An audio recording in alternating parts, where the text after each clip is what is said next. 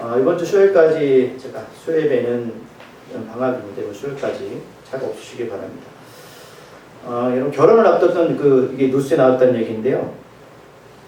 예비 신부가 앞으로 될 예비 시부모한테 너무 열이 받았답니다. 이유가 뭐냐면 예비 시부모가 굉장히 믿음이 좋은 것 같아요. 그래서 결혼하기 전에 그 아들과 며느리를 불러서 이렇게 말했답니다. 너 이제 결혼해 오면 나랑 같이 예배당 가서 예배 드리자. 이렇게 권면을 했대요. 근데 이게 한두 번이 아니라 계속해서 하니까 너무 이 며느리가 짜증이 나가지고 화가 나가지고 이렇게 댓글에 블로그에 글을 올렸답니다. 우리 시엄마가 나를 교회로 포섭을 한다. 너무 힘들다. 그래서 댓글이 뭐라고 달렸냐면 교회를 계속 다니는 것도 아니고 결혼 전 한 번 정도는 관계를 위해 참석할 수 있다. 이렇게 말하는 사람도 있고 어떤 사람들은 야 그거 한 번 나가면 계속 발목 잡혀서 나간다. 여러분들 만약에 나중에 며느리나 또는 내가 사이를 얻으면 물론 이제 시부모가 이렇게 교회 나가서 예배 드리자는 것은 좋은 입장에서 말을 한 거겠죠. 근데 이게 뉴스거리가 된 거예요. 요즘 MZ세대는 여러분 이렇게 말하면 싫어하죠? 싫어요? 좋아요? 근데 이제 시어머니 입장에서는 당연히 아들은 모태 신앙이었다고 합니다. 그래서 너 우리 집에 시 왔으니까 예배 같이 들었으면 좋겠다라고 계속 얘기를 했겠죠. 그게 전도가 됐든 뭐가 됐겠든. 하지만 이 며느리는 너무나 싫었답니다. 그리고 예배가 뭐라고 생각하세요? 예배를 드리는 게 유익하십니까? 예배를 어떤 마음으로 들으시고 이 자리에 어떤 마음으로 나오시는지 모르겠지만 예배는 우리가 만든 게 아닌 거 아시죠? 예배는 누가 만드셨어요? 예배는 하나님께서 만드신 거예요. 하나님이 예배를 만드셨다는 건 하나님 입장에서 본인이 좋자고 만든 게 아니라 여기 계신 여러분들을 하나님께서 복 주시기 위해서 만들었다고 볼 수 있죠.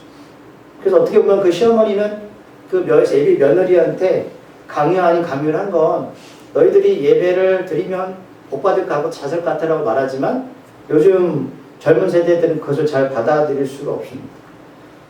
이건 남의 일이 아니라 우리 일이 될 수 있고 우리는 이런 부분들에 대해서 어떻게 기도하고 어떻게 살아갈 거냐 우리도 지금 어떻게 예배를 드리고 있느냐라는 것들이 굉장히 중요하다고 생각해요. 그러나 우리의 생각이 중요한 게 아니고 저는 성경에 기록된 하나님의 말씀이 더 본질이 되어야 된다고 생각합니다. 그럼 성경에서는 하나님께서 우리한테 예배를 뭐라고 말씀하셨냐 어떻게 예배의 본질은 뭐고 어떻게 드리는 것이 맞냐가 중요하잖아요. 예배는 여러분들 오늘 이 말씀은 아시겠지만 이스라엘 백성들이 애굽에서 나와서 모세를 통해서 시내산에서 하나님께 주셨던 말씀이기도 합니다. 그러니까 모세나 이스라엘 백성들은 400년 동안 예배를 드려본 적이 없고 또 드렸어도 어떻게 드려야 되는지를 몰랐던 사람들이었습니다. 그래서 하나님께서 특별히 그들에게 광야 생활하기 전에 잘 아시겠지만 안식일을 드리는 방법, 장막 성전을 만드는 방법, 또 예배 안식일을 드리는 여러 가지의 조건들을 말씀하신 거예요. 모세한테. 자, 그러면 하나님의 생각이 중요해요. 왜? 이거는 우리가 만든 게 아니라 하나님이 만들어 놓으신 규례이기 때문입니다. 우리가 좋은 게 아니라 우리가 원하고 우리가 우리의 환경과 상황에 따라 드려야 되는 게 아니라 하나님의 입장에서 하나님의 생각이 무엇인지를 우리가 봐야 된다는 거예요. 오늘 말씀을 보면 18절에서 귀한 일들이 벌어집니다. 어떤 일이 벌어지는지 읽어볼까요? 시작. 묵 백성이 우레와 번개와 나팔 소리와 산의 연기를 본지라 그들이 볼 때에 떨며 멀리 서서 아멘. 여러분 우리가 지금 예배를 드리면서 이런 일은 벌어지지 않죠. 그러나 하나님께서는 이들한테 특별하게 왜 400년 동안에 예배를 드릴 수 있는 시간이 없었던 그들한테 예배가 무엇인지에 대해서 확실하게 뭔가 강권적으로 보여주기를 원하셔서 하나님은 쉽게 말하면 하나님 직접 자연 현상을 통해 자신의 임재를 보여주시는 장면입니다. 자, 오늘 읽었던 이 네 가지가 뭐가 있어요? 우레, 번개, 나팔소리, 산의 연기. 이거는 사람의 힘으로 만들 수 있는 건 아니죠. 여러분들이 만약에 이스라엘 백성이라면 한 번도 예배를 드려본 적이 없어요. 자, 오늘 우리 며느리든 사이든 한 번도 이들은 예배당에 나온 적이 없습니다. 자, 이들이 오늘 처음으로 예배당에 나왔다고 생각해 보세요. 오늘 또 처음으로 어떤 분들이 복음을 듣고 예배당에 나왔습니다. 자, 이들은 하나님이 누군지를 알 수가 없어요. 예배를 또 어떻게 드려야 되는지 몰라요. 자, 중요한 건 예배라는 거는 예배를 왜 우리한테 허락하셨을까? 예배는 왜 드립니까? 하나님을 만나기 위해서 드리는 거잖아요. 하나님을 만나기 위한 매개체고 하나님을 만나기 위한 통로입니다. 그런데 하나님 영이시기 때문에 그 존재를 우리가 인지할 수가 없어요. 좀 하나님 보이십니까? 보이지 않죠. 제가 아무리 떠들어도 입으로 말하는 이 말의 능력은 모르겠지만 우리가 하나님을 직접 본다면 믿을 수 있겠지만 그 하나님의 존재를 어떻게 느낄 수 있을까? 여러분들이 하나님이라면 400년 넘게 예배를 드리지 않았던 자신의 그 자녀들에게 물론 은혜로 구원시켰습니다. 그래도 홍해를 건너서 세례도 베풀었어요. 하지만 그 모든 목적은 예배자로 만들기 위해서라고 하나님 말씀하셨어요. 내가 너희들을 거룩한 제사장이요 내가 거룩한 족속으로 만들려고 불렀다라고 말씀하셨어요. 그런데 예배를 드리는 방법도 모르고 하나님 누군지도 모르는 그들한테 그냥 앉혀만 논다고 그들이 하나님을 어떻게 경배하겠습니까? 어떻게 찬양을 부르고 어떻게 말씀을 듣고 내가 어떻게 살아야 될지 어떻게 인지할 수 있을까요? 알 수가 없습니다. 그래서 하나님의 방법이 뭐냐면 그들이 평상시에 경험하지 못했던 것들을 동원하십니다. 그게 뭐다? 읽었던 우레, 번개, 나팔소리, 산의 연기, 놀라운 일들이죠. 어떻게 저런 일이 벌어질까? 그럼 여러분 이게 어떤 의미가 있냐면 여러분들 만약에 이 400년 동안 예배 드렸다 않았던 그 노예 사냥을 구원받았지만 오늘 예배를 드려서 앉아있다고 생각해 보십시오. 자, 이 자리에서 엄청난 자연현상이 일어났을 때에 뭘 느끼실 것 같으세요? 뭘 느낄까요? 첫 번째, 인간의 한계성입니다. 인간의 한계성이 뭐예요? 자, 내가 애굽에 살 땐 종이든 뭐든 간에 내가 뭔가 열심히 하고 종으로서 애를 쓰면 먹고 살 수 있었고 내 나름대로 그 종의 울타리 안에서 잘 모르겠지만 삶의 과정이 있고 삶의 목표가 있고 또 더 나은 인생을 살려고 했었을 거예요. 그런데 이런 하나의 임장을 보면서 내가 보고 듣는 이 모든 것들은 내가 전혀 경험하지 못했던 상황이었다. 하나님이 그들의 삶의 틀을 깨트리는 겁니다. 예배가 뭔지 아세요? 나의 삶의 틀을 깨트리는 겁니다. 내 삶의 틀이 뭐였어요? 내가 예수를 모르기 전에 나의 삶의 모습들, 과정들 모르겠지만 그냥 앉아있다 보니 하나님의 말씀을 선포되는데 나는 나의 생각과 달라 할 수 있잖아요. 하나님 이걸 통해서 하나님이 내가 너희들 이해하는 거지 너희들 나를 이해할 수가 없어. 너희들은 예배를 통해서 나를 경외할 존재로 여겨야 되는 거지 내가 너희들 사랑하지만 너희들 나를 경외심으로 바라봐야 돼. 이거예요. 예배는 뭐다? 경외하는 거예요. 하나님은 아버지지만 그분은 전능자십니다. 우리가 오해할 때가 많아요. 그래서 내가 하고 싶으면 하고 하기 싫으면 안 하고 이런 존재가 아니라는 거예요. 하나님은 마땅히 우리에게 경배를 받으실 존재라는 사실을 보여주는 거예요. 그 다음에 두 번째 뭐냐면 이 강한 참이 뭐냐. 자, 우리는 여러분 말로만 하면 그 의미를 깨닫지 못합니다. 예수가 그 많은 기적과 표적을 베풀으셨을까요? 그게 본질이 아니라고 말씀드렸어요. 여러분 기적과 표적은 그걸 우리가 체험한다 할지도 그걸 구원받지 못합니다. 그걸로 예배자가 되는 게 아니에요. 하나님은 그걸 통해서 내가 하나님이다라는 거를 그들한테 귀로 눈으로 오감으로 체험시켜 주는 거예요.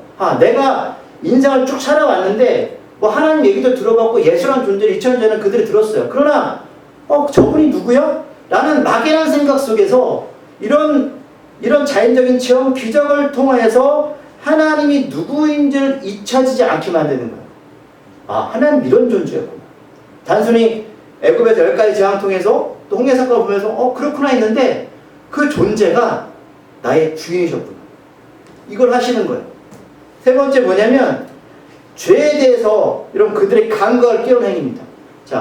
우리는 하나님께 바로 나갈 수 있는 존재가 아니죠. 왜 하나님이 장막선 주셨고 거기 안에서 소나 양이나 비둘기피로 예배를 왜 드리겠습니까? 너희들이 아무리 구원받아 할지라도 나에게 나오는 자는 반드시 피의 제사를 드려야 된다는 거예요. 피의 제사의 의미가 뭐냐? 죄는 너희 스스로가 살 수 없는 거다. 그 죄는 내가 너희들 사해줘야 되는데 그는 가벼움이 아니라 두려움으로 너희들이 나의 앞에 나와야 된다. 그게 바로 예배다. 하나님 앞에 두려움으로 나와야 된다. 그리고 누굴 통해서? 예수를 통해서. 죄는 절대로 가볍지가 않다. 내가 너희를 부른 건 예배라는 걸 통해서, 예배의 통을 통해서 하나님의 나라를 경험시키는 것. 그러나 나는 죄의 백성들을 원하지 않는다.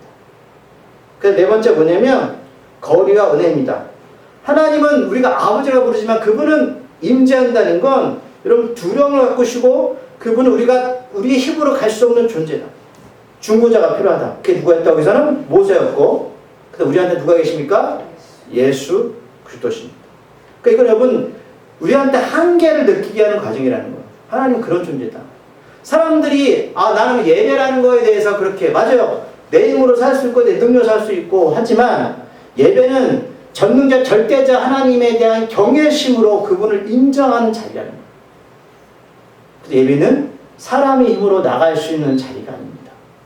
단순하게 복받기만 위한 자리가 아니라 영생을 얻은 하나님의 자녀들이 하나님의 나라 가기 전에 이 땅에서 하나님을 만나는 연습을 하는 거예요. 그게 예배입니다. 하나님이 이렇게 이들한테 우리가 알 수 없는 거대한 능력을 보여주는 거예요. 그래서 예배는 하나님의 권위 앞에서 말씀 앞에 서서 그 임재 가운데 내 모습을 드러내고 하나님의 부르심에 응답하겠다는 거예요. 그래서 여기서 살아서 끝나는 게 아니라 내가 한 주간 그 부르심에 대해서 아까 우리가 말씀 암송했듯이 내가 너를 사람을 낚는 업으로 만들겠다는 그 말씀의 아멘으로 한 주간 살아겠다는 의의 결단을 하는 자리라는 거예요. 삶의 고백이 되어야 된다는 거예요. 삶의 고백. 예배를 드렸다 끝이 아니라 이제는 한 주간 살아가면서 여러분 삶의 고백의 자리로 들어가지 않으면 아무런 능력이 삶에 나타나지 않습니다. 그래서 18절하고 19절에 보면 이들이 어떻게 반응하는지 볼게요. 자, 18절에서 그들이 볼 때에 떨며 멀리 섰어요. 왜 떨며 멀리 섰을까요? 가까이 갈 수가 없습니다. 이들은 아직 중보자가 누군지를 몰라요. 근데 하나님의 하신 일들에 대해서만 눈으로 시각적으로 감각적으로 느끼는 것 뿐이지 내가 하나님과 어떻게 나갈 수 있는지에 대해서 방법을 전혀 알 수가 없습니다. 자, 19절 말씀입니다. 시작. 모세에게 이르되 당신이 우리에게 말씀하소서 우리가 들으리이다. 하나님이 우리에게 말씀하시지 말게 하소서 우리가 죽을까 하나이다. 아멘. 그러면 사람들이 제일 두려워하는 게 뭐예요? 죽음 아니에요? 그러나 그 죽음을 사람들은 그냥 나이가 먹어서 생물학적으로 죽는다라고 생각하지만 이들의 생각이 뭐냐면 하나님 앞에 서면 죽는다고 생각하는 거예요. 하나님 앞에 서면 죽는다고요, 여러분. 그러나 성경 분명하게 두 가지 나눠 말씀하셨죠. 첫 번째 죽음과 두 번째 죽음. 그러니까 하나님 앞에 죽는다 왜 두려웠냐면 하나님 앞에 그 말씀이 들려올 때에 두려움이 생긴다는 거 안에서. 아니 말이 무슨 능력이 있습니까? 그러나 그 하나님의 말씀이 우리 안에 들어올 때에 사람들은 경직되어지고 그 말씀이 내 안에 죄를 요동치게 만든다는 거예요. 내가 이렇게 살면 안 되겠구나. 그래서 회개의 역사가 일어나는 거예요. 우리가 말씀 앞에 서면 내 마음에 왜 하나님께서 그 마음을 주시냐면 내가 너를 불렀기 때문에 하는 거예요. 내가 너를 불러서 내가 너를 부르시는 합당한 인생을 살게 하시겠다라는 여러분 하나님의 증명입니다. 그래서 말씀이 들려면 내 마음이 떨리는 거예요. 여러분들 마음속에 성경 공부를 하거나 말씀이 떨릴 때 오는 증상들은 내가 갖고 싶어서 갖는 게 아니라 성령의 역사입니다. 만약 지금까지 신앙생활 한 번도 그런 경험이 없다 여러분 하나님께 여러분 기도하셔야 돼요. 주여 나에게 말씀하시옵소서. 내 안에 하나님의 말씀이 유동치게 하여 주시옵소서. 나를 사용한 하나님의 부르심에 합당한 인생을 살게 해달라고 그러면 하나님 앞에 한 번쯤 기도하셔야 돼요. 왜요? 여러분 인생이라는 건 삶이라는 건 어차피 흘러가는 거지만 하나님 앞에 부르심에 합당한 쓰임 받는 게 얼마나 귀한 일인지 모릅니다. 그래서 이 사람들이 뭐라고 말해요? 모세에게 말합니다. 당신이 우리에게 말씀하시오. 하나님 두렵습니다. 중보자 예수요 나에게 말씀하옵소서. 우리가 듣겠습니다. 듣겠다는 마음이 있어요. 하나님을 두렵고 떨린 마음으로 경외한 마음으로 이 땅에 왔다 이곳에 왔다면 그 다음에 어떤 곳으로 흘러 들어가야 될까? 어떤 마음이요? 하나님 나에게 말씀하시옵소서. 왜 나에게 말씀해달라고 기도합니까? 내가 주의 일을 하겠습니다. 이거예요. 예배는 그겁니다. 들었다. 끝났다가 아니라 하나님의 말씀이 내 귀에 들려져서 그걸 삶으로 살고 하나님 일을 하겠다는 결단과 결심이 우리 안에서 이뤄내야 된다는 거예요. 자, 20절 말씀 읽어볼게요. 시작.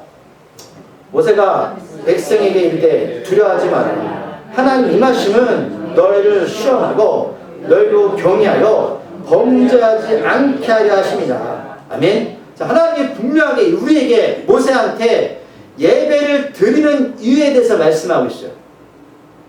예배를 드렸다 끝이 아니라는 거예요.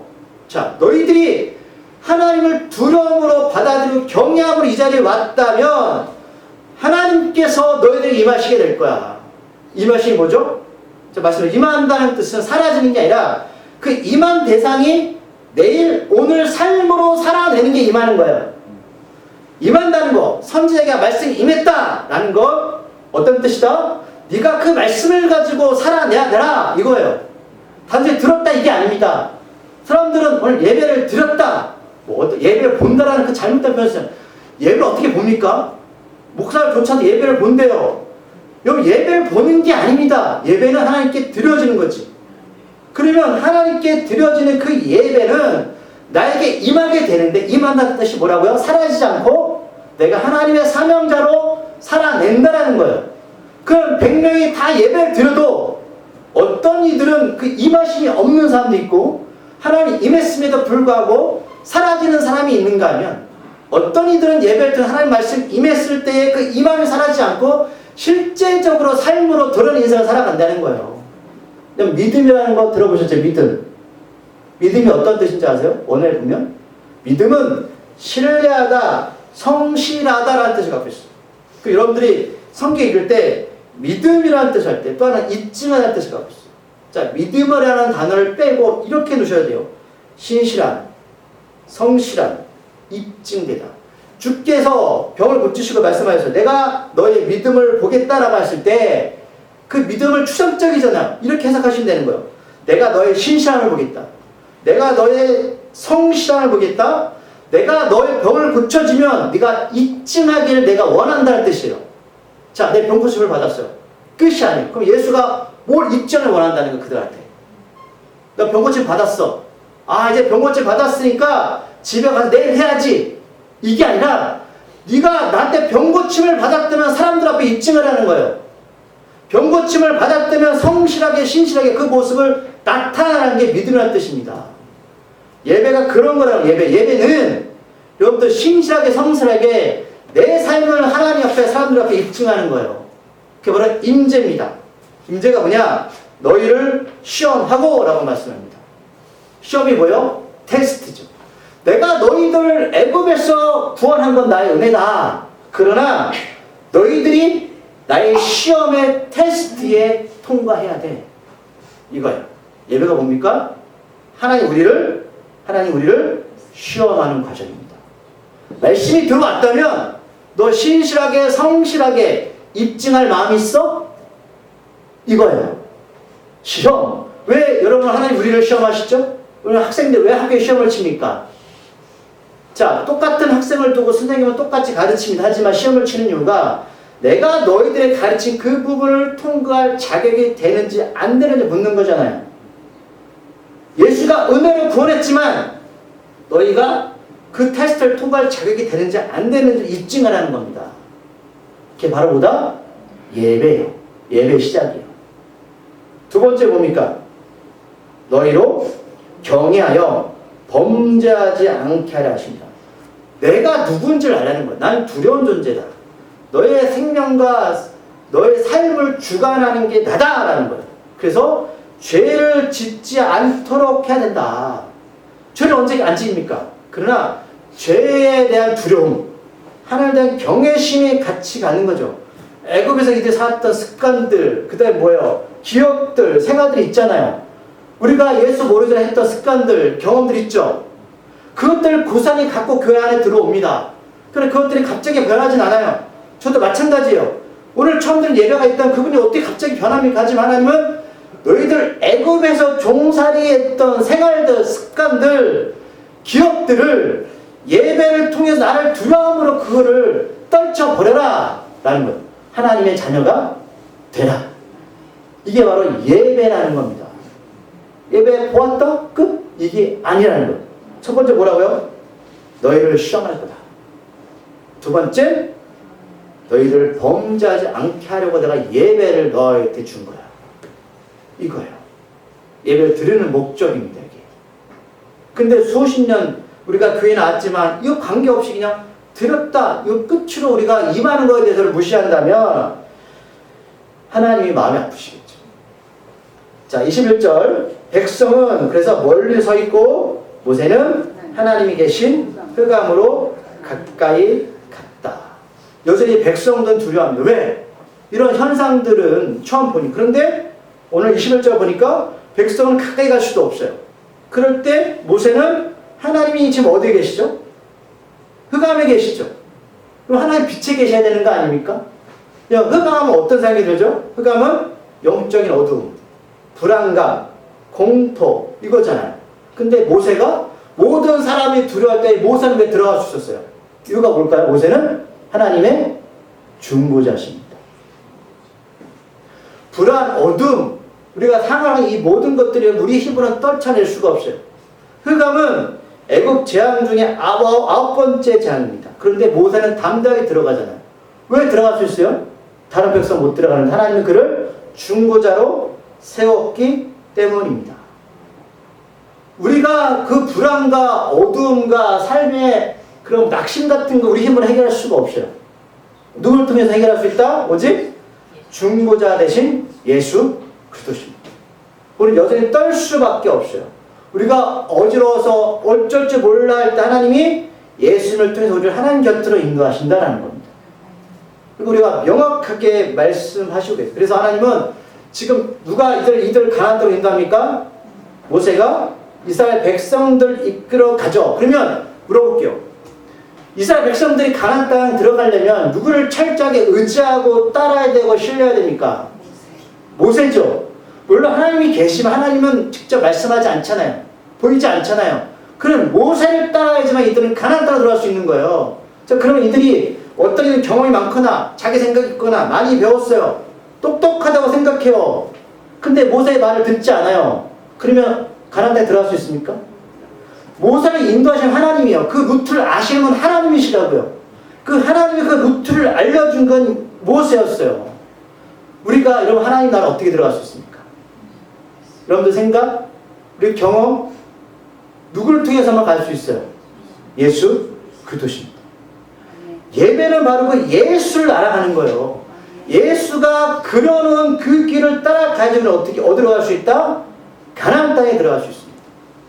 이걸 명확하게 말씀하는 거예요. 모세가 잘난 게 아닙니다. 하나님이 모세를 세우셨기 때문에.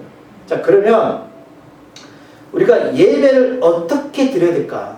경외함으로 드려야 되고 하나님을 경험해야 되고 있지만 어떤 자세와 어떤 모습으로 드려야 될까? 예수를 갖고 가지만 오늘 20장 20절 23절 20장 26절 두 가지로 나누는데 잘 보셔야 되죠. 먼저 보면 22절 23절부터 보면 읽어볼게요. 자, 여호와께서 모세에게 이르시되 너는 이스라엘 자손에게 이같이 이르라. 하늘로부터 너희에게 말하는 것을 너희 스스로 보았으니. 아멘. 구원은 어디서 오는지 아세요? 예배는 하늘로부터 하는 거예요. 하늘 문이 열려야 되는 겁니다. 우리가 여기 앉아 있지만 하늘을 열려야 하나님 계신 지성소로 갈 수 있잖아요. 그 하늘은 어떻게 열어요? 우리 힘으로 열 수가 없죠. 그럼 보세요. 너희에게 말하는 것을 너희 스스로 보았다. 예배는 우리 스스로 가야 되는 거예요. 예배는 누가 우리를 끌어다가 앉힐 수 있는 장소가 아니라는 겁니다. 내가 하나님을 만나겠다는 의지로 이 자리에 앉아 있을 때에 예수를 통해서 하늘문이 열리고 하늘로부터 은혜를 주신다는 거예요. 예배는 나와라 마라 이게 아니라는 겁니다. 그래서 23절 보면 그런 말씀이 있어요. 자, 너희는 나를 비겨서 은으로나 금으로나 너희를 위하여 신상을 만들지 말라. 우상 숭배죠. 자, 그러면 여기서 중요한 단어가 뭐냐면 비겨서라는 단어입니다. 비긴다는 게 뭐냐면 원어에 보면 정적이다라는 뜻이에요. 자, 그럼 이걸 이렇게 바꿔볼게요. 너희는 나를 움직이지 않는 정적인 은으로나 금으로나 너희를 위해서 신상을 만들지 말라. 자, 정적이 움직이지 않는 거예요. 자, 여러분 우리가 절에 가면 부처님은 정적의 동적이에요. 움직이지 않죠? 움직이지 않, 이걸 말씀하는 거예요. 왜 너희들 마음대로 너희들이 바라고 원하는 예배를 만들어? 네가 원하면 나한테 기도하고 너희들 싫으면 안 하고 내가 너희를 부른 건 나의 뜻을 이루기 위해서 우리를 부르셨는데 사람들 우상성에 뭐예요? 아, 항상 저 절에 가면 누가 있다? 부처가 있잖아요. 내가 필요할 때는 부처한테 가서 비는 거, 이게 바로 비긴다, 정적인 거라는 거예요. 금송아지처럼. 내가 열심히 뭐 정성을 다해 금송아지 만들면 내가 원하면 하나님 내려오세요. 내가 원하는 예배, 하나님 원하시는 신앙이 아니라 내가 필요할 때만 찾는 예배. 내가 그래서 뭐라고 말씀해요? 23절에서 너희를 위해서 신상을 만들지 마. 사람들이 드린 예배는 자기 편리주의라는 자기. 내가 오늘 11시에 바빠요. 그래도 예배를 드리는 거죠. 나 의지가 아니라 하나의 의지를 드리는 거죠. 그러나 내가 내 시간과 내 공간과 내가 원하는 걸 만나서 예배 드리는 거예요. 이게 바로 비겨서 널 위해서 신상을 만들지 마라. 예배는 널 위해 드리는 게 아니라 누구를 위해서 드리는 거다? 나를 위해서 드리는 거야. 나한테 경배해야지. 왜 중심이 너희한테 있니? 너희들 드리고 싶으면 드리고 하기 싫으면 안 하고. 그 예배가 아니라는 거야. 자, 그 다음에 읽었던 24절, 25절 말씀을 볼게요. 내게 표단을 쌓고 그 위에 내 양과 소로 내 번제와 화목제를 드리라. 내가 내 이름을 기념하게 하는 모든 곳에서 내가 임하여 복을 주리라. 아멘. 자, 토단은 25절과 다르게 흙으로 쌓는 겁니다. 여러분, 그러면 흙으로 쌓는 건 보잘것 없겠죠? 그러나 중요한 게 뭐냐면 여기에 뭘 드려야 됩니까? 양과 소로 내 번제와 화목제를 드리라. 번제, 화목제 뭐예요? 소나 양의 각을 하나님께 드려드린 거잖아요. 근데 보세요. 번제, 화목제는 누구 겁니까? 너 거. 우리가 아니에요, 여러분. 토단을 쌓으면 예배는 뭐냐면 너와 나의 일대의 관계라는 거예요. 번제는 죄에 대한 의식이 하나님께 드려지는 거잖아요. 뭐가 있어야 되냐면 제물이 있어야 된다. 피의 제사가 있어야 되는데 피의 제사는 누가 드려주는 게 아니야. 네가 드리는 거야. 네가. 우리가 이 시대에 나온 건 여러분들 안에 예수가 있어야 하나님이 받으시는 거예요. 예수가. 제물이 반드시 있어야 된다. 그래서 로마서 12장 1절 말씀. 그러므로 형제들아 내가 하나님의 모든 자비하심으로 너희를 권한다. 너희 몸을 하나님이 기뻐하시는 보다 거룩한 산 제물로 드리라. 이게 너희가 드릴 영적 예물이다. 너희를 드려라. 하나님께 예배 드렸다 끝. 이게 아니라 너희를 드려라. 너희를. 왜 드립니까? 나는 죽고 내 안에 예수가 사시는 거고 이제 내 안에서 하나님이 일하실 수 있도록 드리는 거예요. 내 이름을 기념하라. 하나님 누군지를 나타내라. 그러면 모든 곳에서 두세 사람이 모여도 내가 거기 함께 있겠다. 내가 그곳에 임해서 너에게 복을 주겠다. 예배는 복 받는 곳인데 네가 하나님께 드려지는 예배가 될 때 복을 주겠다는 거예요. 하나님 받으신 예배는 뭐다? 정성도 아니에요. 열심히도 아닙니다. 뭡니까? 예수 그리스도의 피입니다. 네가 드려라. 네가. 자, 25절은 그 두 번째, 내가 내게 돌로 제단을 쌓거든 다듬은 돌로 쌓지 말라. 내가 정으로 그것을 쪼면 부정하게 한다. 자, 돌은 다 뭐에 각기 다르죠? 여러분들 다 기질과 생각과 모습이 다르죠? 하나님 뭐라고 말씀하냐면 너 나한테 나올 때 척하며 나오지 말라는 거예요. 가식적으로 나오지 마라. 있는 그대로 나한테 와서 네 모습 있는 그대로 드려. 바벨론 탑처럼 똑같이 만든 예배가 아니라 하나님께 있는 그대로 너희 사실을 드려. 이거예요. 하나님 우리의 이중적인 모습을 좋아하지 않습니다. 우리가 하나님께 나갈 때 예수님의 피로 나가는데 있는 모습 그대로 나가야 되는 거예요.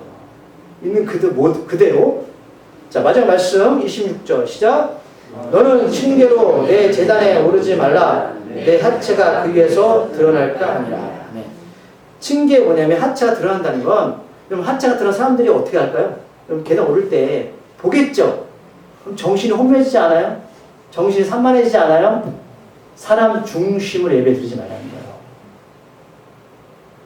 너희들이 예배 드리는데 뭔가 보이려고 척하면서 사람 중심으로 성가대든 찬양이든 설교든 이 모든 것들이 하나님께 드려지는 예배가 아니라 사람들 앞에 좋게 보이는 그 모습들. 있겠죠. 그런데 그게 마치 내가 찬양 연습하는데 내 목소리가 이쁘게 들려 사람한테 관중한테 드려? 뭘 줘야지.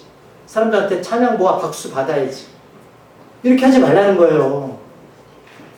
왜 예배 드릴 때 너무 짧은 치마 입고 오지 마세요. 뭐 입고 오지 마세요. 왜 그럴까요?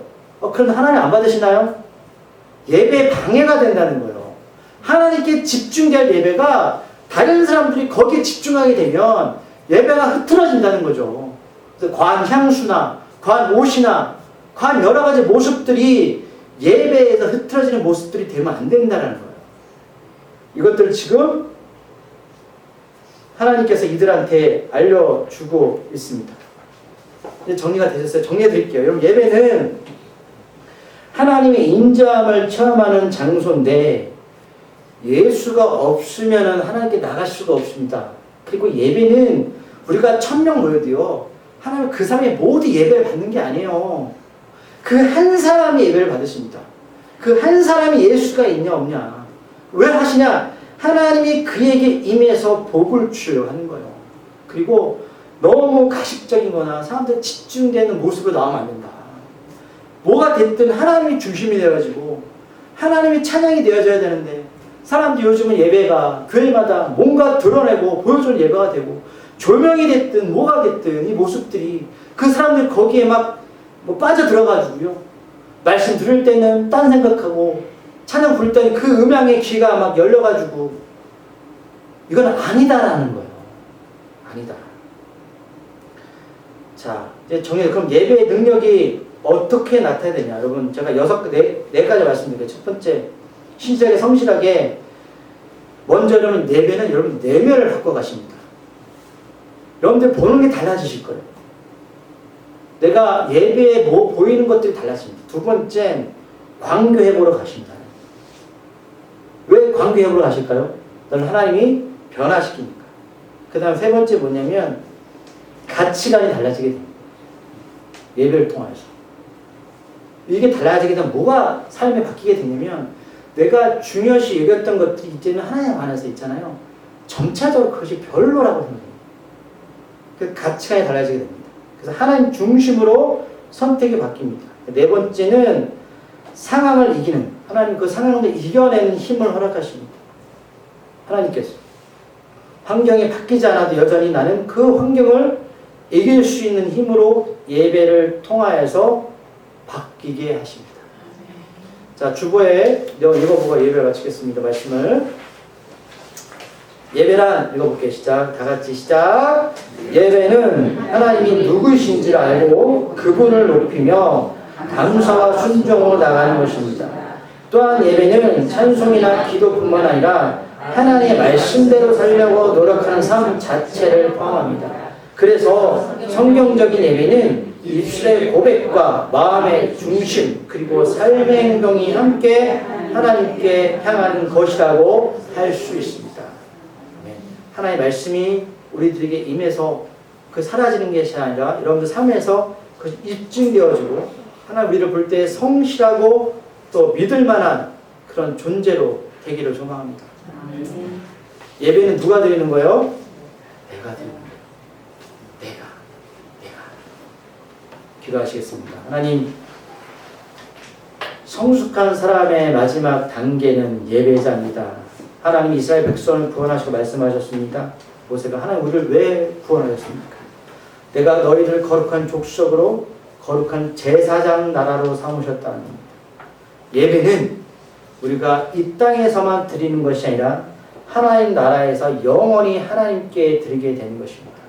예배를 정말 소중하게 생각하게 하시고 그 예배를 누구에게 보여주는 예배가 아니라 내가 하나님 앞에 영과 진리로 예수를 품고 예수의 피로 나가는 자 되게 하여 주시옵소서.